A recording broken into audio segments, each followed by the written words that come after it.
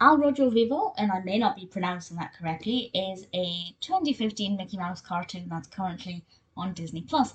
And in this one, Mickey has a bit of a temper on him. The title actually translates as Red Hot, which is also apparently a Spanish news program.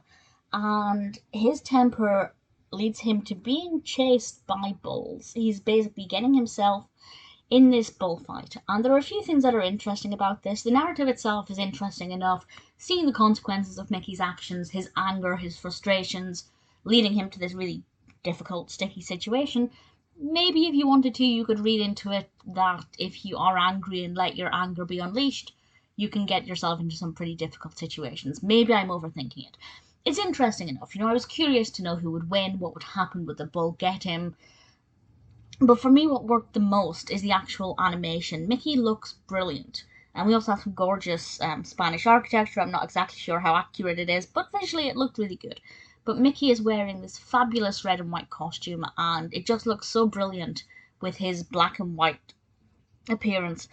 And he has some pretty incredible facial expressions. I don't know what happened there. He has some incredible facial expressions. And I really love how he was animated. And it's unusual that we see Mickey being anything other than sunshiny, sickly happy. Of course, he does have other emotions, but generally speaking, he's mostly quite a positive, upbeat individual.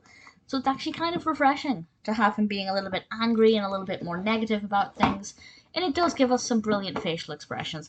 And we get to see him at one point without ears. It's very brief, but I just love seeing him without ears because he looks so funny, especially in this particular style. So the narrative was interesting enough. It flowed well. It was very quick paced, but definitely for me the pull factor was the actual animation. It just looked visually so brilliant. Minnie Mouse is in it as well, and she also looks fantastic. So I really liked how it was animated. The street scenes are brilliant. The bulls look great. Mickey obviously looks fantastic.